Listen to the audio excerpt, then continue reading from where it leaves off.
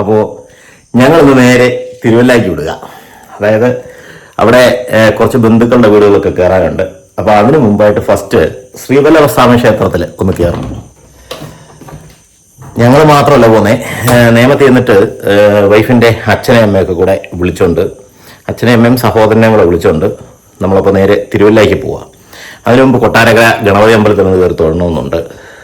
അപ്പോൾ നമുക്ക് നേരെ തിരുവല്ലയ്ക്ക് വിടാം. നമ്മളങ്ങനെ തിരുവല്ലയ്ക്ക് പോയിക്കൊണ്ടിരിക്കുകയാണ്. നേമത്തൊന്ന് വണ്ടി എടുത്തു. ഞാനുണ്ട്, അമ്മയുണ്ട്, അളിയനുണ്ട്, ഫ്രണ്ടില് അച്ഛനായിരിക്കും. ഇനി നമ്മുടെ വണ്ടി ഓടിക്കുന്നത് ആരാ?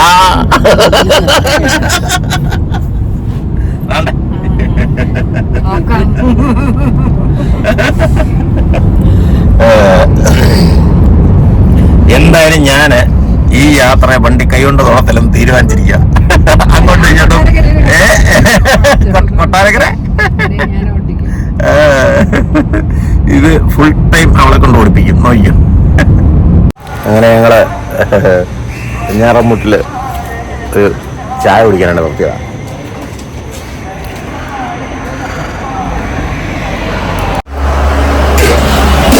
നാല് മീഡിയം അല്ലേ, ഒരു സ്ട്രോങ് കൂടെ.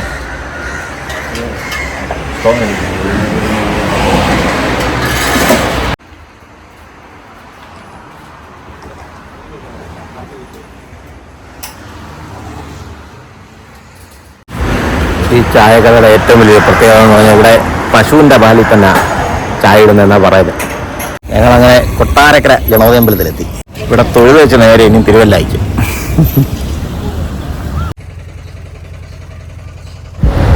ഇവിടെ ഗണപതി അമ്പലത്തിന് മുന്നിൽ വന്നിറങ്ങുമ്പോൾ തന്നെ ഒരു ഗാർഡൻ പോലുണ്ട്. അതായത് കൊട്ടാരക്കര തമ്പുരാൻ മ്യൂസിയത്തിൻ്റെ തൊട്ടടുത്തായിട്ട് ഒരു അടിപൊളി പിന്നെ കണ്ടില്ലേ ഒരു ആനയുടെ പ്രതിമ.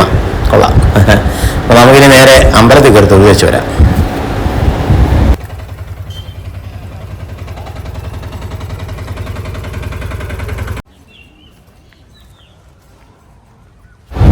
ക്ഷേത്രത്തിൻ്റെ നേരെ മുന്നിലായിട്ട്, അതായത് കിഴക്ക് ഭാഗത്തായിട്ട് ഒരു അടിപൊളി ഒരു കുളമുണ്ട്. ഞാനിത് മുമ്പത്തെ വീഡിയോയിൽ കാണിച്ചിട്ടുണ്ട് കേട്ടോ. അവിടെ നിന്ന് ഈ രാവിലത്തെ ഒരു കാഴ്ച എന്ന് പറയുന്നുണ്ടല്ലോ, അതിമനോഹരമാണ്. എന്ന് പറഞ്ഞാൽ അപ്പുറത്തെ സൈഡിൽ നിന്നുള്ള പിന്നെ കെട്ടിടങ്ങളുടെയും മരങ്ങളുടെയും പിന്നെ ചെടികളുടെയും ഒക്കെ നിഴല് അതിനകത്ത് ഇങ്ങനെ പ്രതിഫലിപ്പിച്ച് കാണാം. ഇവിടെ കണ്ടോ, വെള്ളത്തിൽ നിറച്ച് മീനുകളാണ്. ഇവിടുന്ന് എനിക്ക് തോന്നുന്നു ക്ഷേത്രത്തിൻ്റെ വക കുളമായതുകൊണ്ട് ഇവിടുന്ന് മീൻപിടുത്തമൊന്നും ഇല്ല, മീൻ പിടിക്കാനൊന്നും ആരും അനുവദിക്കത്തില്ല. നല്ല സൂപ്പർ ഒരു വൈബാണ് കേട്ടോ രാവിലെ ഇവിടെ വന്ന് നിൽക്കുമ്പോഴുള്ളത്. അടിപൊളി. ഈ കുളത്തിൽ മീനൂട്ടും കാര്യങ്ങളൊക്കെ നടക്കുന്ന സ്ഥലമാണ്, കണ്ടില്ലേ?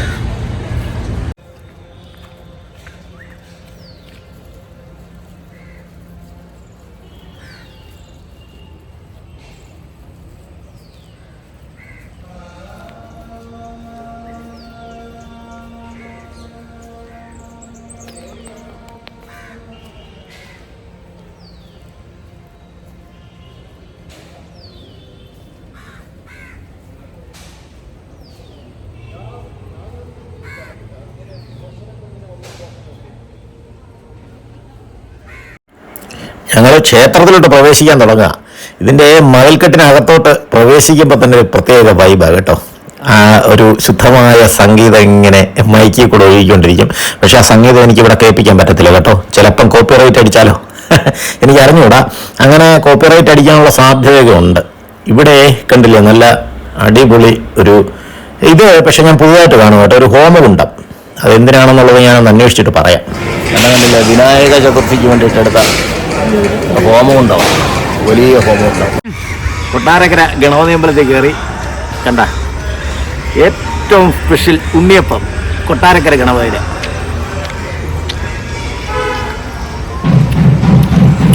കൊള്ളാം, സൂപ്പറായിട്ടുണ്ട്.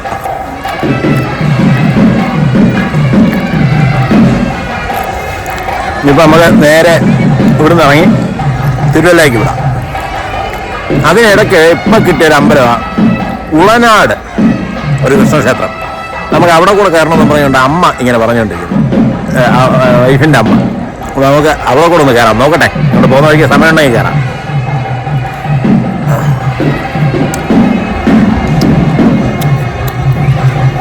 അടിപൊളി. ഇത് കൊട്ടാരക്കര ഗണപതി ക്ഷേത്രത്തിനോട് ചേർന്നുള്ള നവീകരിച്ച കൊട്ടാരക്കര തമ്പുരാൻ്റെ മ്യൂസിയം അല്ലേ?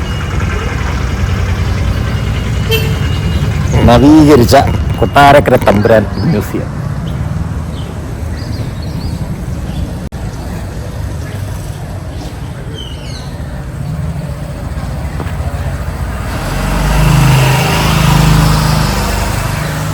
ഇതിൽ എഴുതി വെച്ചിരിക്കുന്നത് സംരക്ഷണ പ്രവർത്തനങ്ങൾ നടക്കുന്നതിനാൽ സന്ദർശകർക്ക് മ്യൂസിയത്തിൽ പ്രവേശനമില്ല. അയ്യോ, ഇവിടെ അങ്ങനെ നവീകരണ പ്രവർത്തനങ്ങളൊക്കെ നടക്കുക, അതുകൊണ്ട് നമുക്ക് മ്യൂസിയത്തിനകത്ത് കയറാൻ വേറെ മാർഗമൊന്നുമില്ല.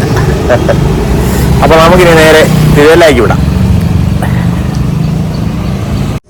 നമ്മളിപ്പോൾ നിൽക്കുന്നത് ഉളനാട് ശ്രീകൃഷ്ണസ്വാമി ക്ഷേത്രത്തിലാണ്. കണ്ടില്ലേ, ഉളനാട് ഉണ്ണിക്കണ്ണൻ്റെ സന്നിധിയിലേക്ക് സ്വാഗതം.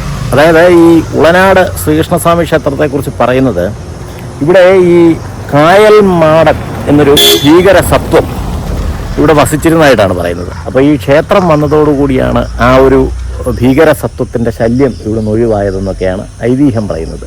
അതാണ് വേണ്ട കായൽ മാടൻ സ്വാമി സന്നിധി. കണ്ട, കായൽ മാടസ്വാമി സന്നിധി, ഉളനാട് ശ്രീകൃഷ്ണസ്വാമി ക്ഷേത്രം വക. കണ്ടോ?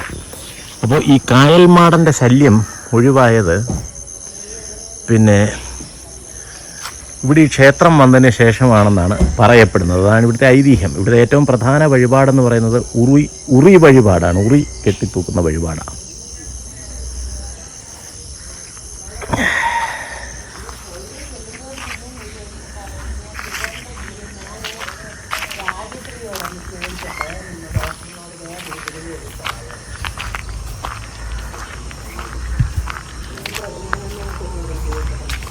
ഇവിടെ ശരിക്കും പറഞ്ഞാൽ ഏറ്റവും വലിയൊരു പ്രത്യേകത എന്ന് പറഞ്ഞാൽ, ഈ ക്ഷേത്രത്തിൽ പ്രതിഷ്ഠ നടക്കുന്ന സമയത്ത് ഇവിടെ കൃഷ്ണപ്പരുന്ത് വട്ടമിട്ട് പറന്നെന്നാണ് പറയപ്പെടുന്നത്. നല്ല ഇടിവെട്ടി മഴ പെയ്തെന്നും കൃഷ്ണപ്പരുന്ത് വട്ടമിട്ട് പറന്നെന്നും, അതേപോലെ പുനഃപ്രതിഷ്ഠ നടക്കുന്ന സമയത്ത് താഴികക്കുട എടുത്ത സമയത്ത് താഴികക്കുടത്തിൽ സ്ഥാപിച്ചിരുന്ന വെറ്റ, അതായത് താഴികക്കുട പ്രതിഷ്ഠ നടക്കുന്ന സമയത്ത് നമ്മളൊരു വെറ്റ സ്ഥാപിച്ചു. ആ വെറ്റ വാടാതെ, അതായത് പ്രതിഷ്ഠാ സമയത്ത് സ്ഥാപിച്ച വെറ്റ വാടാതെ അങ്ങനെ തന്നെ ഇരുന്നതൊക്കെയാണ് പറയപ്പെടുന്നത്. നല്ല അതിമനോഹരമായൊരു ക്ഷേത്രമാണ്.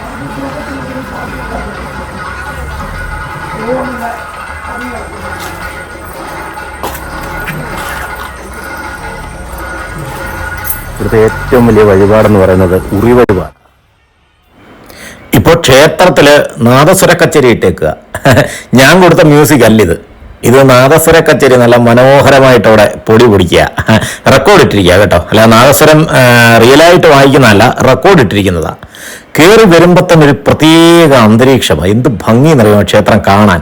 അതായത് പുതിയതായിട്ട് ഉയർന്നു വന്ന ഒരു ക്ഷേത്രമാണെങ്കിലും അതിന് ചരിത്രപരമായിട്ട് ഒരുപാട് നാടുമായിട്ട് ഒരുപാട് ബന്ധമുള്ള ഒരു ക്ഷേത്രമാണ് ശരിക്കും ഈ ഉളനാട് ശ്രീകൃഷ്ണസ്വാമി ക്ഷേത്രം എന്ന് പറയുന്നത്. കണ്ടില്ലേ, ഇവിടെ ചുറ്റിലും ഉറി ഇങ്ങനെ കെട്ടിത്തൂക്കി ഇട്ടിരിക്കുക. ഉറി എന്ന് പറഞ്ഞാൽ ഒന്നോ രണ്ടോ ഒന്നും അല്ല കേട്ടോ, കണ്ടു കഴിഞ്ഞാൽ നമ്മൾ അന്തം വിട്ടുപോകും. ഒരു പന്തലിനകത്ത് മുകളിൽ ഈ പന്തലൊക്കെ അലങ്കരിക്കുന്നത് പോലെ കംപ്ലീറ്റ് ആ ഇട്ടിരിക്കുന്ന ഷീറ്റ് കാണാൻ പറ്റാത്ത തരത്തിൽ ഇഷ്ടം പോലെ ഉറി തൂക്കിയിട്ടിരിക്കുക. എന്നാ രസമെന്നറിയാമോ കാണാൻ. സത്യം പറയാൻ ഞാൻ വേറൊന്നും ഇത് കണ്ടിട്ടില്ല. ഞാൻ ആദ്യമായിട്ടാണ് ഇങ്ങനെ ഉണ്ണിക്കണ്ണനെ ഉറി വഴിപാട് നടത്തുന്ന ഒരു ക്ഷേത്രം എന്ന് പറഞ്ഞാൽ എൻ്റെ അറിവിലില്ല. ഞാൻ ഒരുപാട് ക്ഷേത്രങ്ങളിലൊക്കെ പോയിട്ടുണ്ട് കേട്ടോ, പക്ഷേ ഇങ്ങനത്തെ ഒരു അറ്റ്മോസ്ഫിയർ ഞാൻ ആദ്യമായിട്ടാണ് കാണുന്നത്. ശരിക്കും പറഞ്ഞാൽ വയലോരത്ത് ശാന്തസുന്ദരമായ ഒരു സ്ഥലമായതെന്ന് പറയുന്നത്. ഇത് കണ്ടില്ലേ, കൃഷ്ണാഞ്ജലി യജ്ഞമണ്ഡപം എന്നും പറഞ്ഞ് ഒരു ഒരു ചെറിയൊരു എന്താ സ്റ്റേജ് അവിടെ റെഡിയാക്കി ഇട്ടിട്ടുണ്ട്. എനിക്ക് തോന്നുന്നു ഈ സപ്താഹവും കാര്യങ്ങളൊക്കെ നടക്കുന്ന സമയത്ത് ഈ സ്റ്റേജിൽ വെച്ചായിരിക്കും ഇതൊക്കെ നടക്കുന്നത്. അപ്പോൾ ആ ഫ്രണ്ടിലത്തെ കുറച്ച് ഭാഗങ്ങളും ആ സ്റ്റേജിന്റെ പോർഷൻ ഒഴിച്ചിട്ട് ബാക്കി കംപ്ലീറ്റ് ഉറിയാണ്. ഇവിടെ കണ്ടില്ലേ ഭഗവാന്റെ പല തരത്തിലുള്ള വിഗ്രഹങ്ങൾ, അതും ഒന്നും രണ്ടും ഒന്നും അല്ല. എനിക്ക് തോന്നുന്നു ഒരു 10-50 വിഗ്രഹങ്ങൾ ഉണ്ടാവണം അവിടെ, കറക്റ്റ് അറിഞ്ഞുകൂടാ. ഇതുകൊണ്ടില്ലേ ഇവിടെ ഉപദേവനടയുടെ മുകളിലൊക്കെ ഉറി ഇങ്ങനെ കെട്ടിത്തൂക്കി ഇട്ടിരിക്കുക. എന്തോ ഒരു രസമാണെന്നറിയോ കാണാൻ. അത് നമ്മൾ ഉദ്ദേശിക്കുന്നത് പോലെ ഒരു നിറത്തിലുള്ളതല്ല, പല കളറിൽ വർണ്ണാഭമായ ഉറികൾ ഇങ്ങനെ കെട്ടിത്തൂക്കി ഇട്ടിരിക്കുക. ഒരു പ്രത്യേക ഭംഗിയാണ് അത് കാണാൻ. ഇവിടെ വേണ്ട CCTVയും കാര്യങ്ങളൊക്കെ വെച്ചിട്ടുണ്ട്. എന്ത് രസമെന്നറിയാമോ? ധാരാളം ഭക്തജനങ്ങളാണ് ഇപ്പോൾ ഈ ക്ഷേത്രം ദർശിക്കാനായിട്ട് എത്തുന്നത്. മുൻപ് ഇത്രയൊന്നും ഭക്തജന തിരക്കില്ലായിരുന്നു. ഇത് ശരിക്കും പറഞ്ഞാൽ പന്തളത്തു നിന്ന് കുളനട എത്തി. കുളനടയിൽ നിന്ന് ഏകദേശം ഒരു 5-6 കിലോമീറ്ററിനകത്തായിട്ടാണ് ശരിക്കും പറഞ്ഞാൽ ഈ ക്ഷേത്രം സ്ഥിതി ചെയ്യുന്നത്. നാദസ്വര കച്ചേരിയുടെ റെക്കോർഡ് ഇങ്ങനെ അടിയിച്ച് തകർത്തോണ്ടിരിക്കുക. ഇവിടെ കംപ്ലീറ്റ് ഗൈസ് ഇത് ഭംഗിയെന്നറിയാമോ? മൊത്തം ഉറി കെട്ടിയിട്ടിരിക്കുക, കണ്ടില്ലേ? ഇവിടെ പണ്ട് കാലത്ത് കണ്ടോ മുറവും കാര്യങ്ങളും, കുട്ടകള് മുറം, അടിപൊളി.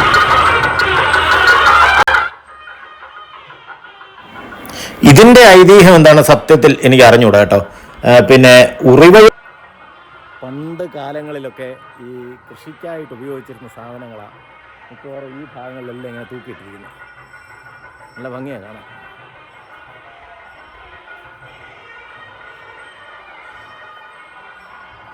നാദസ്വരത്തിന്റെ സൗണ്ട് കൊണ്ട് ശരിക്കും പറഞ്ഞാൽ നമുക്ക് ഇവിടെ നിന്ന് സംസാരിക്കാൻ പറ്റാത്തൊരവസ്ഥയാണ്. നല്ല ശബ്ദമാണ്, പക്ഷെ ഒരു വല്ലാത്തൊരു വൈബാണ് കേട്ടോ. ഇവിടെ വന്നു കഴിഞ്ഞാലേ നമുക്ക് ഒരു രക്ഷയില്ല. സൂപ്പർ ഒരു സ്ഥലമാണ്. ഞാൻ ഇവിടെ ആദ്യമായിട്ടാണ് വരുന്നത്. ഇവിടെ കണ്ടില്ലേ ഈ അഷ്ടമിരോഹിണി നാളിലെ ചില അഷ്ടമിരോഹിണിയുടെ അന്നദാനത്തിന്റെ ചില വിശേഷങ്ങളും കാര്യങ്ങളൊക്കെ ഇവിടെ എഴുതി വെച്ചിട്ടുണ്ട്. ആ അന്നദാനത്തിനുള്ള മണ്ഡപമാണ് തൊട്ടപ്പുറത്തുള്ളത്. ആ വാതിൽ തുറന്ന് നമുക്ക് അകത്തോട്ടാണ് പോകേണ്ടത്. കൃഷ്ണഹസ്തം മാനവസേവ, പ്രസിദ്ധമായ ഉളനാട്ടിലെ ഉണ്ണിക്കണ്ണന്റെ സന്നിധിയിലെ രോഹിണി ഊട്ട്, അതായത് രോഹിണി നാളിലുള്ള ഊട്ടായിരിക്കണം ഇത്. രോഹിണി നാളിൽ ആൾക്കാർക്ക് ഭക്ഷണം കൊടുക്കുന്നതാണ് രോഹിണി ഊട്ട് എന്ന് പറയുന്നത്. അയ്യോ, ഇങ്ങോട്ട് വന്നപ്പോൾ കണ്ടില്ലേ, എന്റെ പൊന്നോ ഒന്നും പറയണ്ട. അയ്യോ, ഇവിടെ ഉറി വിൽക്കാൻ വെച്ചിട്ടുണ്ട് കേട്ടോ.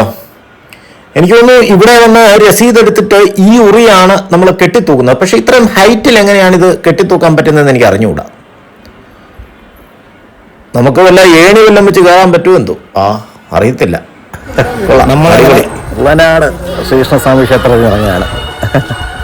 അപ്പം ഇനി നേരെ തിരുവല്ല ശ്രീവല്ലഭനെ കാണാനായിട്ട്. ഇവിടെ കണ്ടില്ല ഒരു ഗരുഡന്റെ, നമ്മൾ വരുന്ന വഴിക്ക് തന്നെ വേണ്ട, കയറി വരുന്ന വഴിക്ക് തന്നെ ഗരുഡന്റെ ഒരു അടിപൊളി.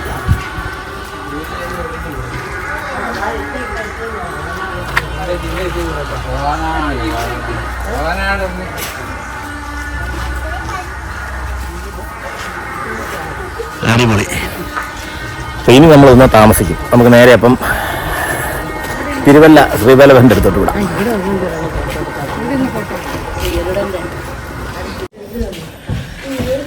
അങ്ങനെ നമ്മൾ ഫസ്റ്റ് വീട്ടിലെത്തി. നമ്മുടെ അളിയന്റെ വൈഫിന്റെ വീട്ടില്. നീ എന്താണ് പരിപാടി ഇവിടെ? എന്തോ മോട്ടർ, എന്തെന്റെ മോട്ടർ മക്കളെ? എന്താ ലൈറ്റ്? YouTube channel.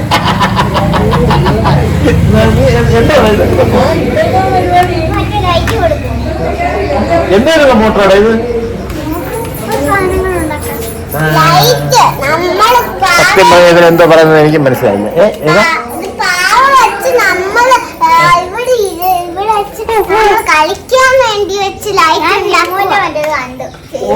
കളിക്കാൻ വേണ്ടിയിട്ടുള്ള പാവ ഉണ്ടാക്കാൻ വേണ്ടില്ലേ?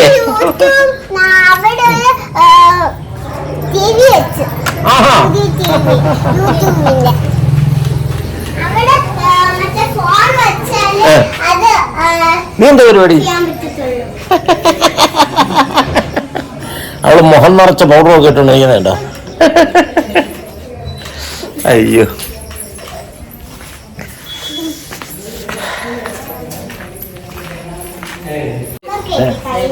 എന്ത് പറ്റി? അത് കുഴപ്പമില്ല, അതൊക്കെ എവിടെ നോക്കാം.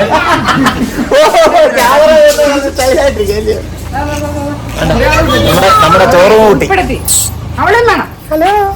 അയ്യോ, ഒരാൾ ആരെങ്കിലും ശ്രീകുട്ടിയെ കൂടെ ആരെങ്കിലും ഒന്ന് എടുക്കോ? അവളെ ഇങ്ങനെ എടുക്കാം. ശ്രീകുട്ടി അമ്മയുടെ അടുത്ത് എടുക്കുന്നതാ.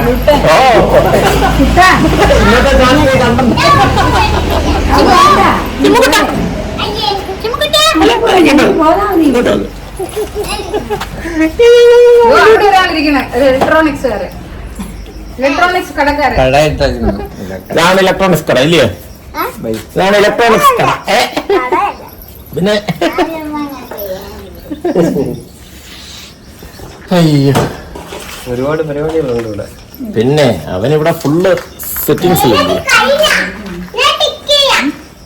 അതെന്തോടാ? മറ്റേ ഇത് ഈ ടൈറ്ററിന്റെ ഞാനേ ഈ സാധനമാണ് കാണിച്ചത്. ഇതുണ്ടല്ലോ ഈ ടൈറ്റർ, അതല്ലേ നമുക്കൊരു പാക്കറ്റ് വാങ്ങിച്ചു. നല്ലതാ, നമുക്ക് ട്യൂബ് കെട്ടാനും ഒക്കെ നല്ല സാധനം. ഈ ഭീകരനെ കണ്ടോണ്ട് ഭീകരജീവിയെ കണ്ടോണ്ട് നോക്കുക. അല്ല, അപ്പൂപ്പന്റെ കൈ ഇരിക്കുന്നുണ്ട് ചിരിയ. അപ്പൂപ്പന്റെ കയ്യിൽ നിന്ന് ഞങ്ങൾ മാറിയെങ്കിലേ ഉള്ളൂ വിഷയം വരുന്നത്. ഇതെന്തോടാ പരിപാടി? ഇതെല്ലാം എന്താ ചെയ്യാ നീ?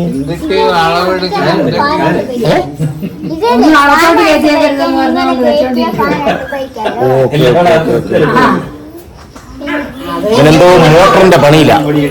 നമുക്കൂടെ നോക്കാം എന്തുവാന്ന്. അവസാനം ഇതിന്റെ ഫൈനൽ സ്റ്റേജ് എന്തുവാ സംഭവം? എന്തിനു വേണ്ടിയുള്ളത്?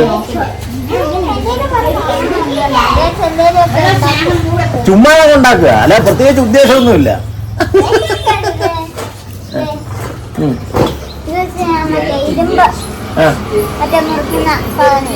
ഇരുമ്പ് മുറിക്കുന്ന എനിക്ക് വയ്യ. ഇവനൊരു ഒരു എക്സ്പേർട്ട്. ആഹാ, അത് വെച്ചിട്ടോ? എനിക്ക് വയ്യ.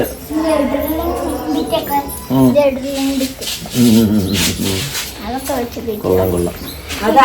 ഭാവിയിലെ നല്ലൊരു എഞ്ചിനീയർ ആയത്. ബാറ്ററി ഇല്ല. ബാറ്ററി എനിക്ക് വാങ്ങിച്ചു തരാം. വേണോ? വണ്ടിണ്ടോ ബാറ്ററി? വാങ്ങിണ്ട്. നീ പറഞ്ഞാ പോരേടാ, എത്ര ബാറ്ററി വേണം നിനക്ക്? അത് വേണ്ട. അയ്യോ കൊള്ളാം. എന്തോ ഉണ്ടാക്കും? അയ്യോ, ഒന്നേക്ക് ഞാൻ നോക്കട്ടെ. ബാറ്ററി വാങ്ങിച്ചു തരാം കേട്ടോ. 80 വോൾട്ട്. 9 വോൾട്ട് നോക്കട്ടെ, നമുക്ക് വാങ്ങിച്ചോണ്ട് തരാം കേട്ടോ. സ്ട്രോബെറി പേര അല്ലേ? എന്ത് പ്രത്യേകത എന്തുവാ?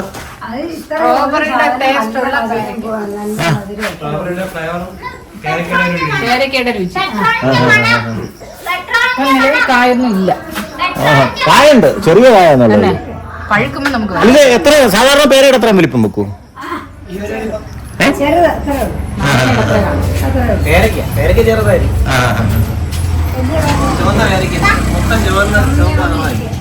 ഇതിലൊരു കാ പോലും ഇല്ലല്ലോ.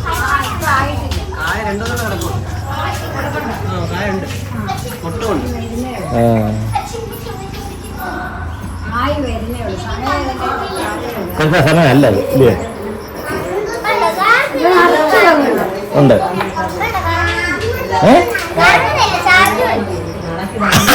അതൊക്കെ ഇറക്കാമോ? നീ സമാനം നോക്കട്ടെ. ഞാൻ ഇടയ്ക്ക് ഞാൻ ഇപ്പം അമ്പലത്തിൽ പോയിട്ട് വരട്ടെ.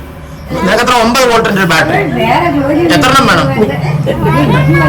ഒരെണ്ണം മതി. ഓക്കെ, എന്നാ വാങ്ങിച്ചെടുത്തരാം.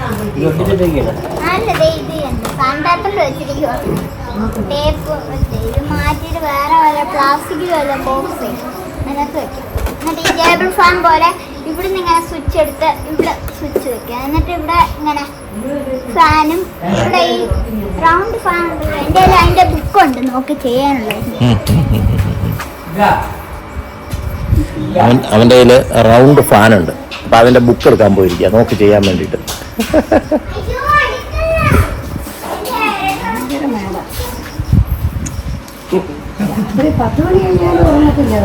ആ, ആ, ആ.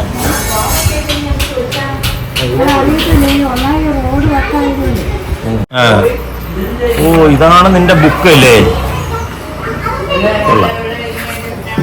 ഹോം സപ്ലൈ സിസ്റ്റം ഒക്കെ നോക്കി ഇത് എവിടുന്ന് കിട്ടിയതാ? ഇത് എവിടുന്ന് കിട്ടിയതാ? അച്ഛൻ മേടിച്ചിരുന്നു. ആഹാ. ഓ, ഓ, ഓ, ഓ, ഓ. എനിക്ക് കിറ്റ് മേടിച്ചു. അപ്പൊ നിന്റെ പണി നടക്കട്ടെ, ഞാൻ ഫൈനൽ വന്ന് നോക്കാം എങ്ങനെ ഉണ്ടെന്ന് കേട്ടോ. ആ ഓക്കെ